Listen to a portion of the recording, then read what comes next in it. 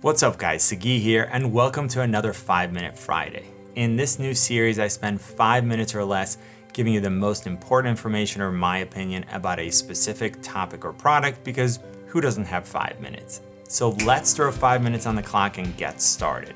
One of the most important aspects of video production is actually audio. I feel like most of the conversation when it comes to video, be it for YouTube or someone wanting to move into more of a professional side of video, usually revolves around image quality. There's a lot of focus put on the choice of camera, the settings, the lenses being used, image stabilization, low light performance, and a lot of other topics which, don't get me wrong, are very important. But I think sometimes what gets forgotten or maybe just overlooked is audio. And I believe this has to do with the misconception that the success of a video depends almost solely on image quality. And this is so not true. There's so much more that goes into creating video. There's ideas, script, story, camera placement, lighting, framing, on-camera performance, and then of course sound. Now naturally, essentially every camera you buy now has a built-in microphone, and this is where most people start. And of course, if you're using your phone for video, you can use the built-in microphone to get audio along with your video. And don't get me wrong, I love getting gear, but at the same time, I'm a big believer in the notion that the best tools are the ones you have.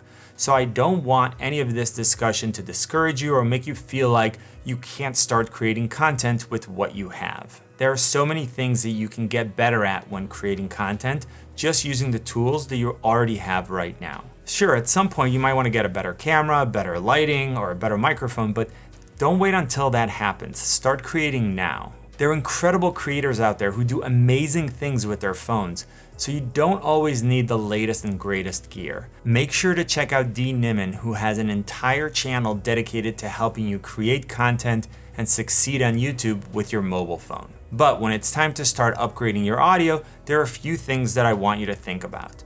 First, the built-in microphone on your camera is just not going to be that great. When you buy a camera, you're paying for greater image quality, better resolution, frame rates, low light performance, better dynamic range. You're not paying for professional audio components. The first thing I would consider is to use an external microphone instead of the on-camera or on-phone mic. Now, an external microphone is going to do a better job at picking up the source for a few reasons. First, it's going to use much higher quality components, and we can let the microphone take care of the audio quality and the camera will take care of the image quality. Next, it's going to allow us to use the right type of microphone for our applications.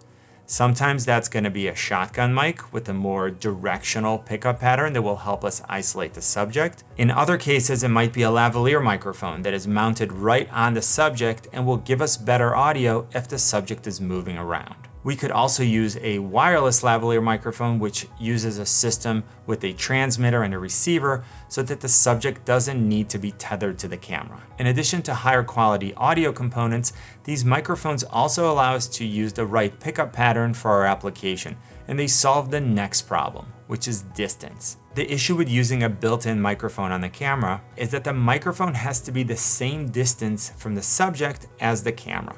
So if the camera is 2 feet away from the subject, that might be fine.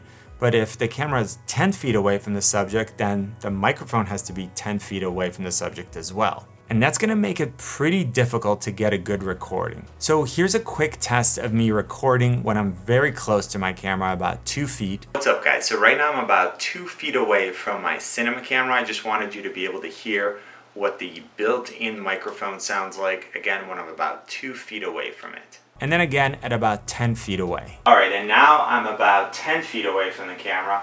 And I just wanted to give you an idea of what this would sound like if I was using the built-in microphone on the camera from about 10 feet away. And we can easily hear that this isn't gonna work for us. So with an external shotgun microphone, we can already narrow down the pickup pattern and direct it right at the subject.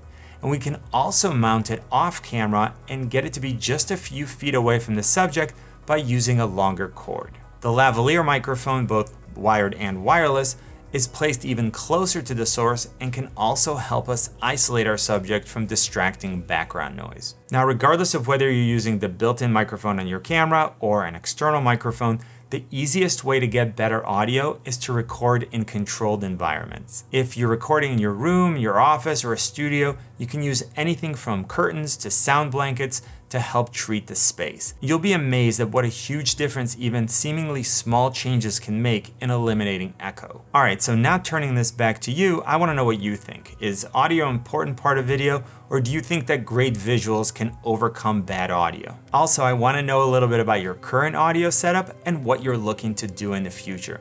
And do you have any other tips and tricks that you use to get better audio? If you want me to do a more detailed video about getting better audio with different mic setups for different cameras, let me know in the comment section and I'll put together a tutorial. So this wraps up this episode of 5 Minute Friday. If you enjoyed it, please let me know by leaving a comment, giving this video a thumbs up, and if you haven't yet, join the community by hitting the subscribe and notification buttons. Also, if you have any follow-up questions, I'll do my best to answer every comment I get, so go ahead and drop them in the comment section below. For more tips and tutorials, you can always find me on Instagram, Twitter, and Facebook at Tech Gear Talk. And you know what I always say, buy it nice or buy it twice. Good luck and see you soon.